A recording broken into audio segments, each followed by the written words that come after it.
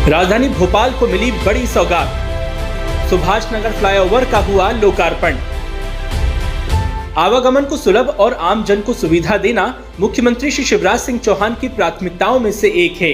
आज मुख्यमंत्री श्री चौहान ने भोपाल में प्रभात चौराहे के पास सुभाष चंद्र बोस थीम पार्क का भूमि पूजन एवं सुभाष चंद्र बोस की मूर्ति का अनावरण के साथ ही नवनिर्मित सुभाष नगर फ्लाईओवर का लोकार्पण किया। सबसे पहले नेताजी के चरणों में प्रणाम। भारत माता के ऐसे अमर सपूत कि जिन्होंने भारत माता के पैरों से परतंत्रता की बेड़ियां काटने के लिए अपना सब कुछ न्योछावर कर दिया। कार्यक्रम में लोक निर्माण मंत्री श्री गोपाल भार्गव और चिकित्सा शिक्षा मंत्री श्री विश्वास सारंग उपस्थित रहे। कार्यक्रम को संबोधित करते हुए मुख्यमंत्री श्री चौहान ने कहा कि भोपाल अब फ्लाईओवर सिटी और मेट्रो सिटी बन रहा है।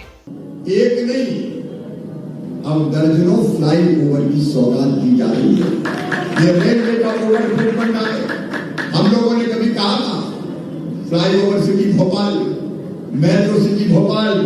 हम मेट्रो आप बनते हुए देख रहे हैं। IT city Bhopal, heritage city Bhopal, green city Bhopal, green city Bhopal. Bhopal को नए स्वरूप में उभार के पूरे हिंदुस्तान में स्थापित करने का काम आपके सहयोग से किया। इस आरओबी के बनने से ओल्ड सुभाष नगर, न्यू सुभाष नगर, पद्मनाभ नगर, अशोका गार्डन, अशोक विहार, एमपी नगर, रचना नगर, कस्तूरबा नगर के साथ ही कई क्षेत्रों की आबादी को सीधा लाभ होगा और जाम की समस्या से निजात मिलेगी।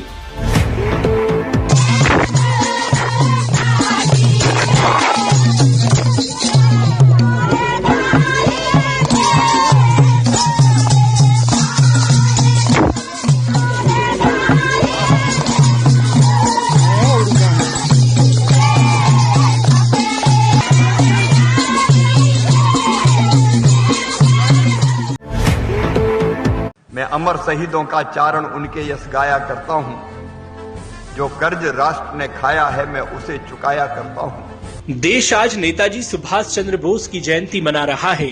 अंग्रेजों की गुलामी से हिंदुस्तान को आजाद कराने के लिए नेताजी ने अमूल्य योगदान दिया था। मध्य प्रदेश की संस्कार धानी जबलपुर से नेताजी का गहरा नाता रहा है। जबलपुर की सेंट्रल जेल में आज भी नेताजी सुभाष चंद्र बोस को महसूस किया जा सकता है।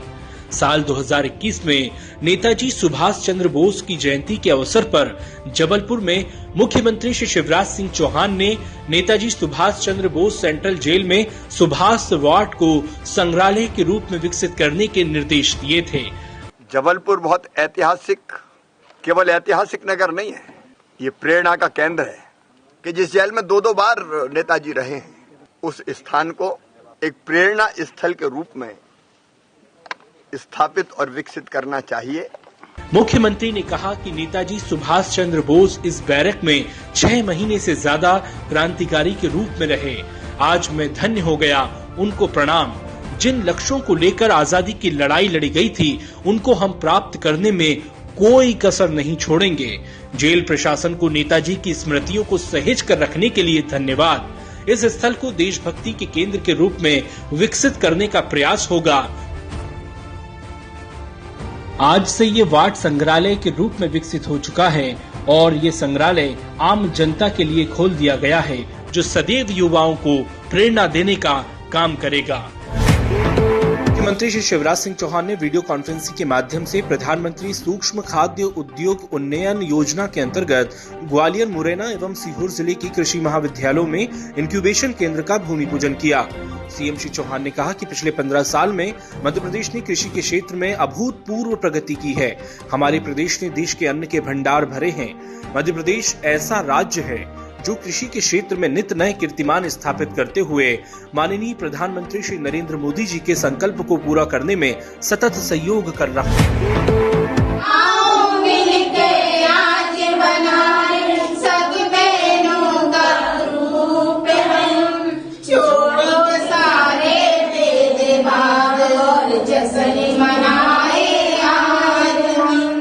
श्योपुर के जनजातीय बाहुल्य दुबड़ी गांव की ये महिलाएं आजीविका मिशन से जुड़कर आत्मनिर्भरता की नई इबारत लिख रही हैं।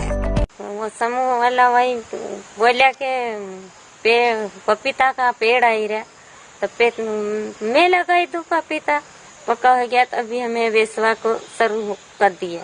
मेरा मोड़ा रोज ही 1 कैरेट बेच रहा, 500 आ जाए। ये प्रदेश का चौथा ऐसा गांव बन गया है जहां एक भी परिवार गरीबी रेखा से नीचे की श्रेणी में नहीं है।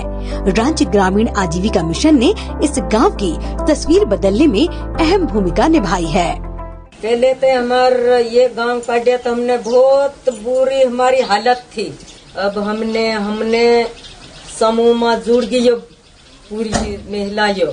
यहाँ की सभी महिलाएं किसी न किसी आजीविका समूह से जुड़ी हुई हैं। जब से हम आजीविका मिशन से जुड़े हैं, सब पे अपना निर्भर है, अपने पैरों पे खड़े हो गए हैं। तो जैसे जो भी अपने गांव में रोजगार होता है वे बाहर नहीं निकलता, अपना रोजगार अपना धंधा अपने गांव में कर लेते हैं। आजीविका मिशन से जुड़ने के बाद सबसे पहले इन महिलाओं ने बचत करना सीखा और फिर उन्होंने अपने पसंदीदा काम में हाथ आजमाया। साथ ही समूह की मदद से इन्होंने खेती किसानी के साथ ही बिजनेस की शुरुआत भी की। तालाब ठेका में लिया, हमारा बिलवा साहब आया, तुम कोई धंधा उठावो तो हमने फिर तालाब में ठेका लिया तो मछली पालन करी। तो हमें 1.5 लाख की पर साल लिए। यहाँ का हर परिवार आत्मनिर्भर है।